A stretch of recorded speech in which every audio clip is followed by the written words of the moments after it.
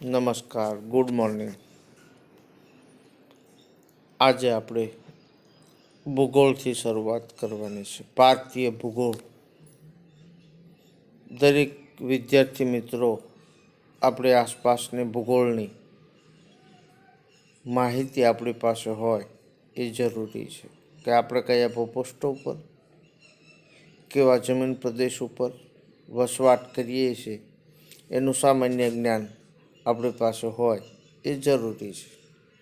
તો આજે આપણે એવો જ એકમ ભણવાનો છે કે ભારત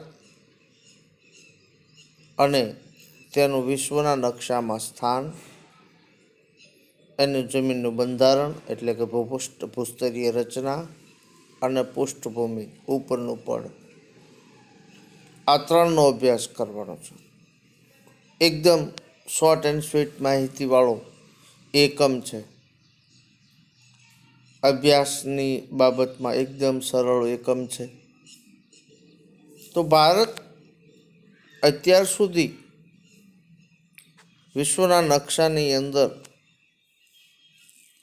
એક નાનો દેશ, 7મા ક્રમે, અને એની ખ્યાતિ એક ગરીબ અને અતિ વસ્તીવાળા દેશ તરીકે હતી. પણ છેલ્લા કેટલાક વર્ષોની અંદર રાજકીય ફેરફારો સાથે આપણા દેશની તાસીર કંઈક બદલાણી હોય એવું લાગે છે. આજે વિશ્વ કક્ષાએ આપણા દેશની ગણના થાય છે.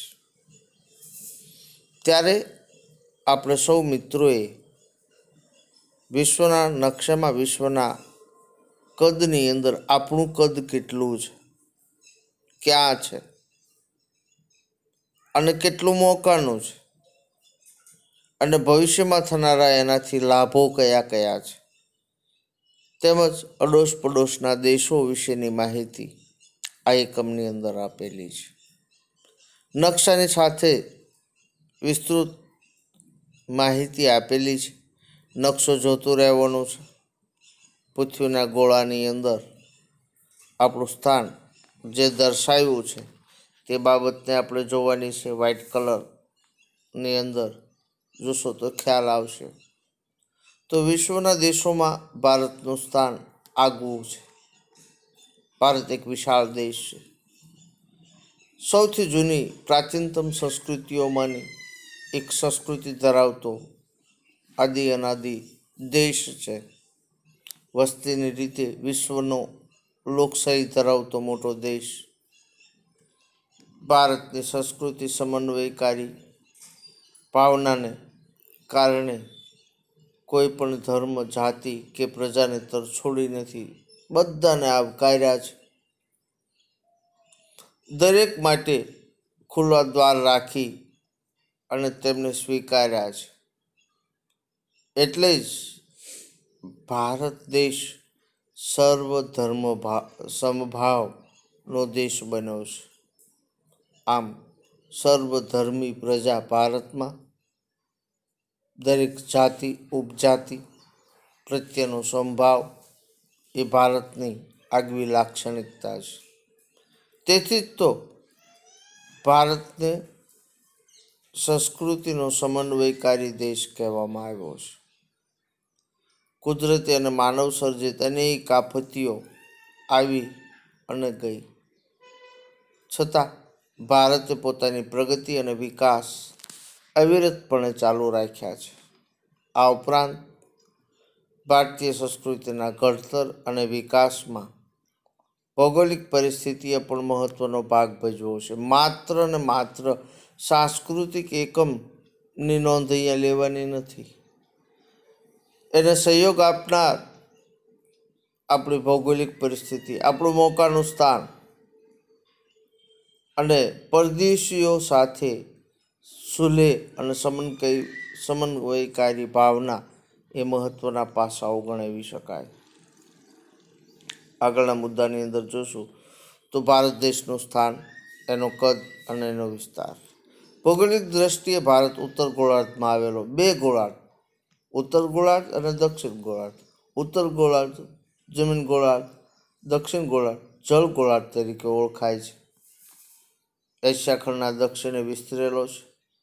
ભારતના મુખ્ય ભૂમિખંડોનો વ્યાપ 8.4 થી 37.6 અક્ષાંશ વૃત્ત અને 68.7 થી 97.25 પૂર્વ રેખાંશ વૃત્ત વચ્ચે આવેલો છે.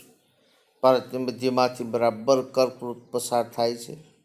માની લો કે ગુજરાતમાંથી પણ પસાર થાય છે ગાંધીનગર ઉપરથી.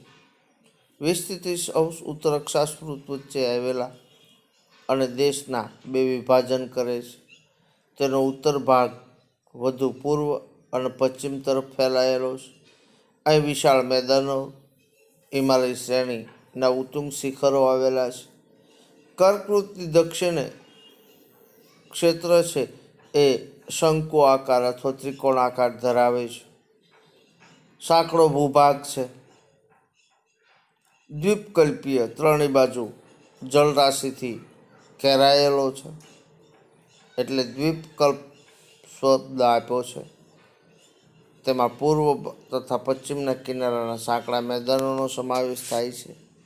ભારત દેશના અક્ષાંશીય અને રેખાંશીય વ્યાપને લગભગ સરખા અર્થાત 30 અંશ છે, પરંતુ વાસ્તવિક રીતે લડાખથી કન્યાકુમારી, ઉત્તરથી દક્ષિણ એની લંબાઈ છે 3214 કિલોમીટર. પશ્ચિમે ગુજરાતથી શરૂ કરી અરુણાચલ પ્રદેશ સુધી વિસ્તાર છે 2933 કિલોમીટરનો. રેખાંશીય તફાવતને કારણે તેના પૂર્વ અને પશ્ચિમે આવેલા દૂરના સ્થળોને કારણે 2 કલાકનો તફાવત રહે છે. એ સમયે અરુણાચલ પ્રદેશના પૂર્વ ભાગમાં સૂર્યોદય થાય, એ જ સમયે પશ્ચિમ ગુજરાતમાં હજુ રાત 2 કલાકની બાકી હોય છે. આમ ભારતના પ્રમાણ સમય રેખા 82.5.30 પૂર્વ રેખાંશ વૃત્ત છે, જે 5 રાજ્યોમાંથી પસાર થાય છે. તેનો સ્થાનિક સમયે જ સમગ્ર ભારતનો પ્રમાણ સમય માનવામાં આવે છે, અને એ રેખાને 82.5 પૂર્વ રેખાને ભારતની પ્રમાણ સમય રેખા માનવામાં આવે છે. નકશાની અંદર જોશો તો તમને ઉત્તર દક્ષિણ માપ, પૂર્વ પશ્ચિમ માપ, પ્રમાણ સમય રેખા આ વિસ્તૃત માહિતી આપેલી છે. દ્રષ્ટિ કરશો તો આપને ખ્યાલ આવશે, અને નકશાને વ્યવસ્થિત જોશો તો જ તમને ઉત્તર દક્ષિણ અને પૂર્વ પશ્ચિમ રેખાઓનો ખ્યાલ આવશે. નકશો હંમેશા ઉત્તર દિશાએ રાખીને જોવાનો હોય છે, તો આપ પણ ઉત્તર દિશાએ રાખીને જોશો તો સ્પષ્ટ ખ્યાલ આવશે કે ઉત્તર દક્ષિણ અને પૂર્વ પશ્ચિમ અંતર કેટલું છે. ભારતનો કુલ વિસ્તાર 32.8 લાખ ચોરસ કિલોમીટર છે. ક્ષેત્રફળની દ્રષ્ટિએ જોતા વિશ્વની અંદર 7મા સ્થાને છે. ભારત વિશ્વની ટોટલ જમીન જે છે, ભૂભાગ છે, એમાંથી 2.42% જમીન જ ધરાવે છે. એટલે એવું કહી શકાય કે આપણી પાસે જમીનનો ટુકડો ઓછો છે, પણ વિશ્વની બીજા નંબરની વસ્તી ધરાવતો દેશ છે. એટલે ઓછી જમીનમાં વધારે માનવ સમુદાય વસે છે. જે વિશ્વના 6 દેશો મોટા છે તેના ક્રમ અહીંયા આપેલા છે: રશિયા, કેનેડા, યુએસ, ચીન, બ્રાઝિલ અને ઓસ્ટ્રેલિયા. ભારતનો ભૂમિભાગ એશિયા ખંડની દક્ષિણે આવેલો છે. તેની ઉત્તરમાં ઊંચી પર્વત શ્રેણીઓ સેંકડો કિલોમીટરની લંબાઈમાં પશ્ચિમથી પૂર્વ દિશામાં પથરાયેલી છે. તેના કારણે તિબ્બત તથા ચીન સાથે આવન જાવન કેવળ ઊંચાઈ આવેલા પર્વતીય ઘાટ મારફતે જ શક્ય બને છે. દક્ષિણમાં ભારતીય દ્વીપકલ્પ, પૂર્વમાં બંગાળની ખાડી, પશ્ચિમે અરબ સાગર અને દક્ષિણે હિન્દ મહાસાગર આવેલા છે. આ સમુદ્રનો જળમાર્ગ તરીકે બહુ બહોળા પ્રમાણમાં ઉપયોગ થઈ શકે છે. આંતરરાષ્ટ્રીય વેપાર માટે પણ ખૂબ ઉપયોગી એવા માર્ગો છે. જમીન માર્ગે પર્વતોથી અવરોધાયેલો હોવા છતાં ભારતે બહારથી આગમન થયેલા સાંસ્કૃતિક તત્વોને સ્વીકાર્યા છે, અને તેઓ ભારતીય સમાજની અંદર ભળી ગયા છે. જો વ્યૂહાત્મક સ્થાન ભારતનું કે ભારતના માર્ગો છે, જળ માર્ગો છે, હવાઈ માર્ગો છે, જમીન માર્ગો છે, એ પડોશી દેશો સાથે અથવા તો દુનિયાના દેશો સાથે સંપર્કમાં કઈ રીતે આવી શકે એમ છે. એટલે પડોશી દેશો સાથેનો વેપાર તેમજ યુરોપીય રાષ્ટ્રો સાથેનો વેપાર કઈ રીતે શક્ય બન્યો છે. વાયુ અને સમુદ્ર માર્ગનું બેનું અહીંયા પ્રસ્તુતિકરણ કરેલું છે.